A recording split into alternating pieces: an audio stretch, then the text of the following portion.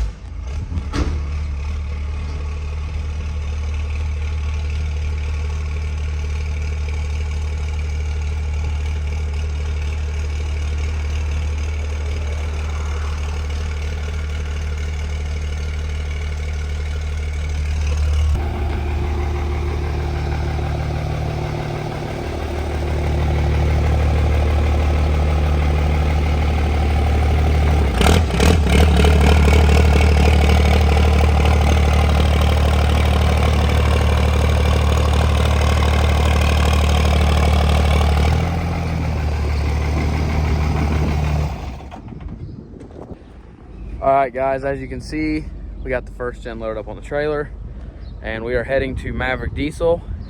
We'll film a lot when we get there, but we're just gonna get this thing dialed in and shoot a little bit video there. So yeah, let's tag along.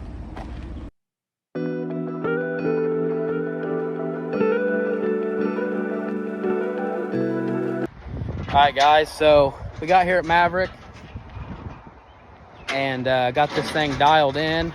It starts tremendously better. Didn't film a lot while they were there, or while we were in there, just due to the fact that they're extremely busy. But so the plan is now to get this thing strapped up, brought back home, get the nitrous bottle in it, and we are going to go test this evening at a local dirt track. We'll get plenty of filming for that, so you guys stay tuned and we'll see what this thing does. Okay, so once again, here we are. The last part of this video was supposed to be going and testing. However, it just did not work out that way. So just to kind of get you guys up to speed just a little bit, we got back from Maverick, got the truck unloaded. Fairgrounds is a couple blocks away. We was gonna drive up there and test. We did 2 spool tests. I kind of wanted to see what it would do fuel only, because there are some events that doesn't allow nitrous. So I was like, let's see what this thing does fuel only, see what tune spools best. And I'll go ahead and insert that clip here.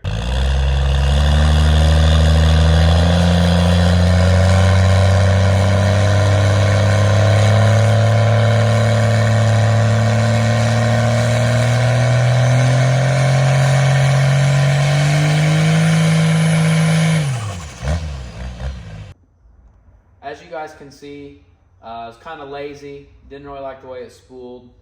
If we absolutely had to, it will spool fuel only.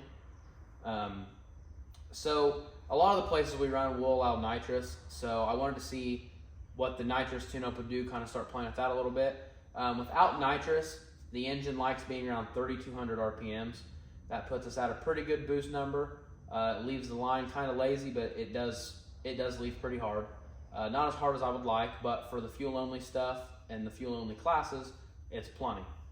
At 3,200 RPMs, I decided to go ahead and put the 050 jet in there, and I came up on the converter, grabbed the nitrous on the trans brake, spiked it to 3,200 RPMs, and something came apart. I wasn't completely sure what it was at first. The truck died and lunged forward. We went ahead and shut the truck off, put it back in neutral, restarted it, grabbed reverse, grabbed drive, and the truck instantly is just like constantly locked. You can't stop. Once you put it in gear, you either hit the brakes and stall the truck, or it continues just to push you. I knew right away it was definitely a converter issue, which is very unfortunate, because here we are once again trying to make a video about going testing and do things that you guys want to see, but unfortunately that's just not going to happen. When it came up on boost, it ended up hitting 55 pounds of boost on the line, which on a trans brake, that is a lot of pressure trying to be held back, and something had to go. I actually have a video of the boost gauge, because I knew with adding that much nitrous, the boost level was going to be tremendously different, and what RPM we left at was going to be different.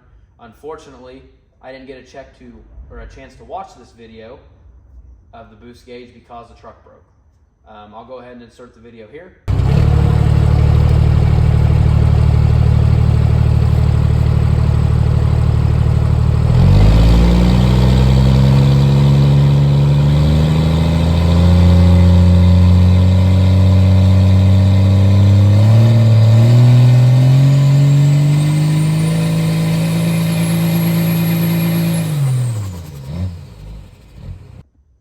As you guys can see, you can see when I grabbed the nitrous, got a little heat in the motor, spooled it up real hard, grabbed the button, and it absolutely came to life.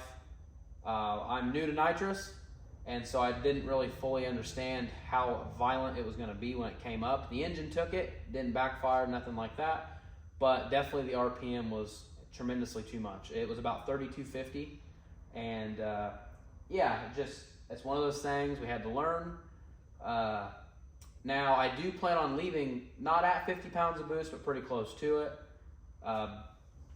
So talking with Ethan and talking with RevMax, we decided to go with a spragless converter. Not 100% sure what that entails. I know that they said it will definitely not be much of a street truck due to the heat that it'll produce in the converter, but not having that sprag and not having it there will allow us to leave a lot harder without breaking the sprag. So yeah, that's kind of where we're at. The converter, we got the trans out that night. The converter has already been sent off to RevMax and Charlotte, North Carolina. And yeah, that's pretty much going to end this video. Once again, leaving you guys hanging. I don't want to do that, but with us learning, and trying to figure out exactly what we need to do to get this thing dialed in. Stuff just happens. And I can't promise that something else won't break. It's just kind of part of the game that we play. And yeah, it's kind of a little video on what not to do. So I hope you guys watched to the end, kind of see what was going on here. I'm sure you guys did. Everybody wanted to see this truck make a pass. I wanted to see it make a pass. I wanted to be in the driver's seat and make it pass. You know, that's what we're working towards, and getting a little impatient, but it's part of it. And tag along for the next video here in the next week. We're going to show up to the first dirt drag of the season, which is in Terre Haute, Indiana, completely untested. And yeah, here we go again with this. So see you guys next time.